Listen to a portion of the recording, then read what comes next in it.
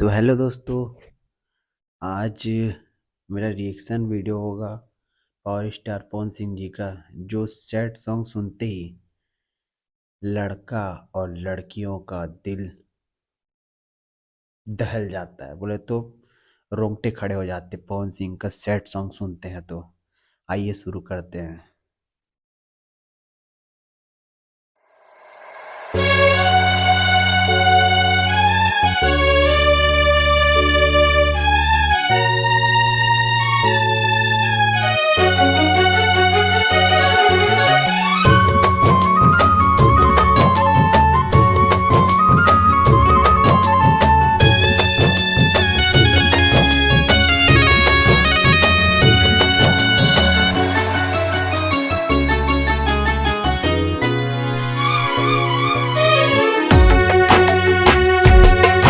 दिल में लहर उठैलू, जिंदगी जहर बनैलू। दिल में लहर उठैलू, जिंदगी जहर बनैलू। जियते तुम ऐलू हो, तू सनम बेवफा हो गैलू हो। तू सनम बेवफा हो गइलू हो।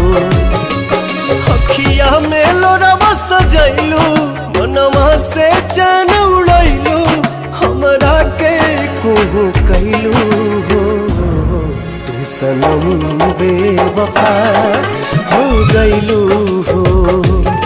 तू सनम बेवफा हो गइलू हो।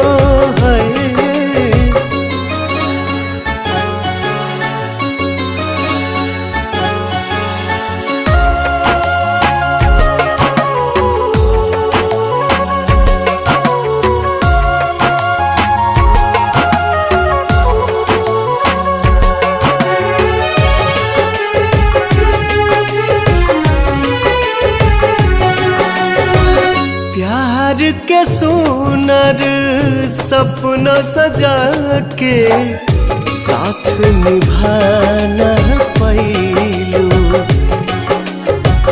7 जन्म के वादा कई के अपन हाथ छोड़ैलू। नहिया में भरल जुदाई कैलू तू बेवफाई।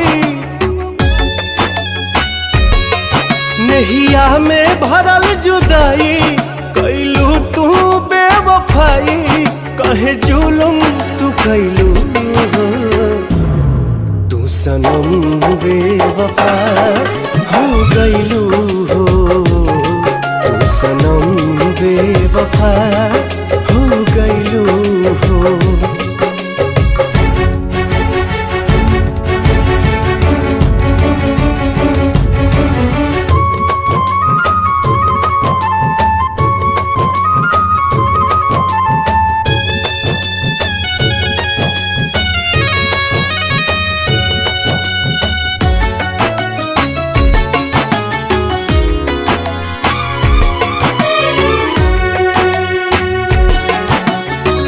ना रहे प्यार निभावे के ता काहे लड़ाईलू नजरिया।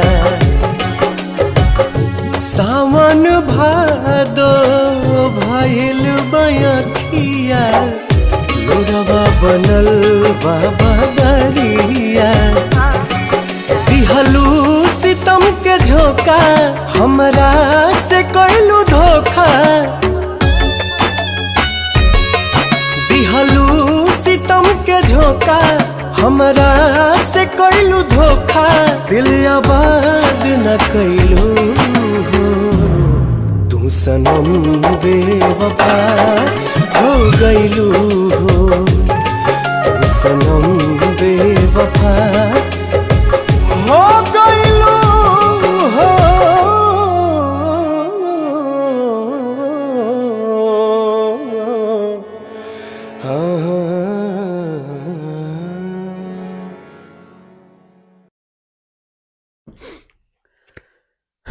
मेरे को बीच में रिएक्शन करने का मन नहीं था, बट सॉन्ग इतना प्यारा है यार, इतना सैड सॉन्ग है, दर्द भरा सॉन्ग है, इसलिए बीच में मैं बिल्कुल भी रिएक्शन नहीं किया, क्योंकि सॉन्ग इतना बेहतरीन है ताकि आप लोग को भी समझ आए। अगर मैं बीच बीच में रिएक्शन करूंगा तो मज़ा नहीं आएगा आपको भी वीडियो।